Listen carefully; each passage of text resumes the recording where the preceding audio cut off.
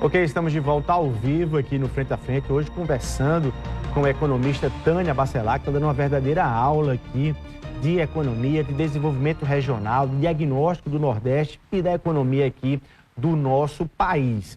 E aí, professora, eu lhe pergunto sobre o dilema, né, que se constrói nesse debate sobre responsabilidade fiscal e responsabilidade social. Há, inclusive, aquela leitura de que, olha, você querer resolver os problemas sociais do Brasil acaba colocando o país em dificuldades de confiabilidade, de estabilidade financeira. Que visão a senhora tem e nos traz sobre isso? Veja, eu fui aluna da professora Maria da Conceição Tavares, num curso que eu fiz aqui, patrocinado pela SUDENE. E ela fez uma discussão que eu nunca vou esquecer, né? Que está em cima desse tema. Ela diz o seguinte, que ela usa 3 verbos: estabilizar, crescer e distribuir. Então, ela diz, os economistas que têm compromisso com o desenvolvimento do Brasil têm que tratar esses 3 verbos juntos.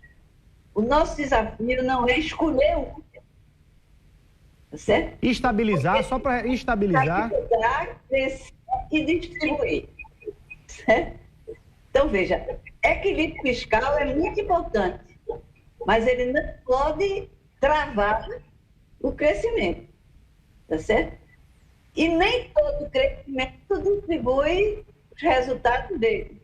Portanto, o próprio modelo de crescimento, a maneira de crescer é importante. Então, ela dizia, o desafio do economista é ter modelos de intervenção, sobretudo em políticas públicas, que combinem os 3 desafios. Não é desprezar a estabilização. Ela é a pré-condição, digamos assim, uma pré-condição, mas ela tem que estar associada a um projeto de crescimento econômico, de dinamismo da economia, e este modelo de crescimento tem que estar dentro dele a dinâmica da distribuição dos benefícios para o conjunto da sociedade. Então, esse seria assim, minha linha mestra vem daí, tá certo? Quer dizer, quando eu falo nesses temas, eu estou sempre pensando nesses 3 verbos que ela me ensinou. Então, veja, hoje no Brasil tem um debate sobre o equilíbrio fiscal. É um debate que tem que ser enfrentado. Nós temos um déficit público, o déficit público cresceu recentemente, né? Temos uma inflação ainda alta, temos uma taxa de juros absurda. Então, isso está na nossa agenda de discussão. A gente não pode dizer isso é irrelevante e vamos jogar para lá o equilíbrio fiscal e vamos botar o pé no acelerador. Eu acho que que o governo tem que fazer é combinar esses três desafios. Como é que eu combino o equilíbrio fiscal com a retomada da economia? Tá certo? Então, pode ser que tenha um equilíbrio fiscal a médio prazo, também não precisa ter um equilíbrio fiscal que até é impossível, no caso do Brasil, zerar isso no governo. Tá então a senhora concorda com as medidas econômicas anunciadas pelo ministro recentemente, que foram consideradas um tanto quanto mais brandas? Poderiam ter sido mais duras, mas foram mais brandas. A senhora acha que o ritmo é esse? Eu acho que o ministro tem bom senso, né?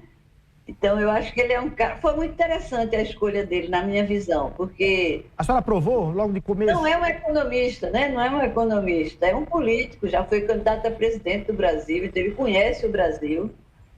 Então, é uma pessoa muito equilibrada, eu acho que ele dialoga com o empresariado, dialoga com o PT, ele é do PT, tá certo? Então, eu acho que ele será uma pessoa bastante interessante para esse momento que a gente está vivendo. Então, veja que ele está indo com cuidado, ele está indo com cautela. A senhora acha que é por aí? Ele de galinha não faz mal a ninguém. O ritmo é esse, o ritmo é esse. Mas o grande desafio do Brasil hoje é social. Veja que a disputa na boca do presidente, está na dele. Toda vez que o presidente fala disso, meu problema é a fome, meu problema é o desemprego, meu problema é... Porque isso tem que estar na agenda, não pode estar fora. Mas, doutora Tânia, toda vez que o presidente fala nisso, há um certo, vou usar a expressão, nervosismo do mercado. Toda vez que o presidente fala que quer matar a fome no Brasil, parece que gera isso. Tentar matar a fome no Brasil atrapalha, então, a retomada do crescimento econômico? Eu acho que a gente devia discutir no Brasil o que é o mercado. Quem é o mercado? Quem é o mercado? O que é o mercado? Essa figura mística que apareceu. Eu aprendi que mercado é o lugar onde a oferta e a demanda se encontram. Isso é o mercado, tá certo? Então, veja, apareceu essa figura aí, o mercado. Quem é o mercado? A quem não interessa a retomada do crescimento, tá certo? Então, eu acho que essa pergunta é que a gente devia aprofundar.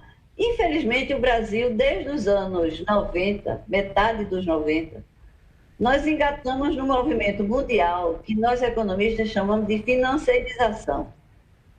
O que é a financiarização? A economia tem duas esferas, a produtiva e a financeira. A financeira é para ajudar a produtiva, certo? Se você lê Keynes, a financeira é para ajudar a produtiva, tá certo? O que aconteceu dos anos 90 para cá é que os agentes atuam muito mais na esfera financeira do que na esfera produtiva. Na esfera especulativa? Se insere na esfera produtiva. Por isso que hoje você tem um problema de desemprego que é mundial. Porque eu posso ganhar muito na esfera financeira se eu tiver aplicado numa moeda e aquela moeda valorizar no curto prazo. Eu estava aplicada certa, ganhei bilhões. O que isso mexeu com a vida das pessoas? Nada. Porque ficou só aqui. A quem interessa juro alto no Brasil? A quem interessa um país como o nosso ter o juro mais alto do mundo? Quem é que ganha com isso? Tem que ficar nervoso quando diz que vai baixar os juros. E a contenção da inflação, doutora Cândida? Qual o mecanismo aí? A contenção da inflação passa por esse modelo que junte tudo. Certo? A inflação não pode ser vista só como penalidade, bota o juro lá em cima e nossa inflação agora foi uma inflação de custo. Foi inflação importada e de custo. O Brasil estava com inflação de 2%, gente, antes da pandemia. A inflação que veio era importada, era da crise que vinha lá de fora, e era uma inflação de custo. Mas você eleva a taxa de juros do tamanho desse, e como o nosso governo é endividado, quando você eleva muito a taxa de juros, aumenta o serviço da dívida, que é a outra discussão da lei do teto, né? Eu sempre achei que a lei do teto era inviável num país como o Brasil. Quando eu li, vai segurar a despesa primária por não sei quantos anos, e olhava para a curva demográfica, vendo a rapidez com que a população está envelhecendo, eu digo, esse negócio não pode durar, gente.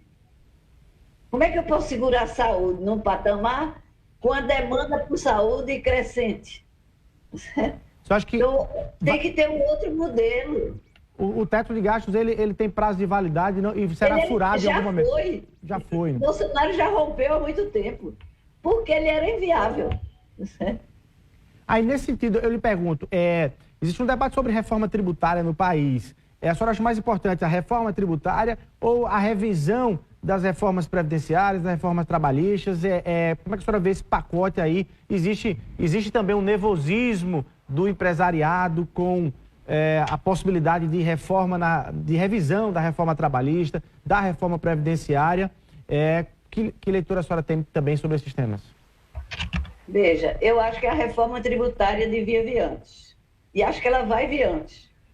O Haddad está dizendo que já vai colocar isso no primeiro semestre, a partir desse esforço que já foi feito e que tem uma aprovação empresarial grande, que é unificar os impostos indiretos, e criar o IVA. O IVA hoje é um consenso.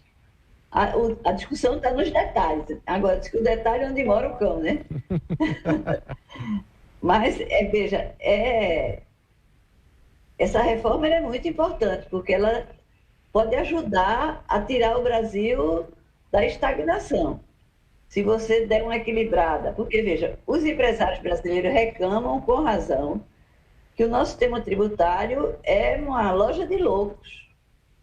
Então, simplificar é uma coisa importante. Não pode ser só simplificar, mas simplificar é muito importante. Então, ter um IVA só vai simplificar muito a vida dos empresários. Então, ajuda a retomar a economia, tá certo? Porque você vai gastar menos tempo com a burocracia, advogado, com burocrata, né? Então, isso é uma coisa importante para a retomada. Então, eu concordo que ela devia estar na frente. Mas você precisa mexer nos impostos diretos no Brasil. E é aí onde a elite brasileira não quer que mexa. Certo? Quem paga imposto de renda no Brasil não são os ricos, somos nós da classe média. Certo? Isso há muito tempo. Isso há muito tempo. A gente mexe em tudo, mas não consegue mexer aí. Mas só tem o sentimento que o presidente... Vai entrar na pauta a cobrança sobre os dividendos e vai entrar na pauta a cobrança sobre o imposto de renda no semestre. E eu acho que deve entrar na pauta. Do ponto de vista fiscal, o Brasil não sobreviveria, quer dizer, bem, sem isso. Sem isso. Ou seja, não basta simplificar com o IVA. É preciso ir na medula do desvio do nosso sistema tributário, que é taxar só quem consome e não taxar o patrimônio, não taxar a renda dos mais ricos. Então, esse debate vai ser feito, precisa ser feito no Brasil. E a senhora sentiu... No mundo, foi muito interessante que agora em Davos, os bilionários do mundo estão dizendo que estamos dispostos a pagar alguma coisa de imposto. Então, vamos ver o que eles estão dizendo. A senhora vê disposição do atual governo em mexer nesse vespeiro ou não? Eu vejo. O Haddad já disse que vai mexer. Vai ser fácil, não. Mas precisa ter coragem. Não sei se ele vai conseguir, porque o Congresso é muito conservador, né? Sim. Bom, Mas eu acho que aí tem que falar com a sociedade. A sociedade precisa nos tirar desse atoleiro aí.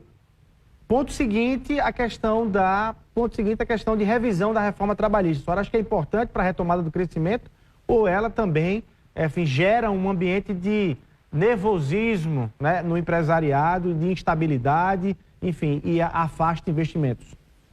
Veja, o problema da reforma trabalhista é que a economia mundial mudou. O mercado de trabalho mundial está mudando. E no Brasil também. Portanto, aquele aparato de regulação que existia antes era do Brasil industrial do século XX.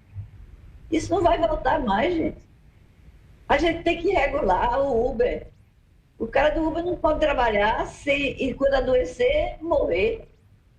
Então, eu acho que tem novos desafios, novas pautas para a gente construir, olhando a partir do ponto de vista dos trabalhadores. Então, acho que esse debate precisa ser feito, porque recuperar a CLT antiga é perder tempo, é patinar no deserto. Então, agora, quais são as novas relações de produção? Quais são as novas formas de inserção dessa juventude no mercado? E que garantias, que proteções as políticas públicas têm que dar e os empresários têm que dar? Essa é que é a discussão nova, gente. Então, eu acho que essa discussão devia estar. Deve voltar. Tá.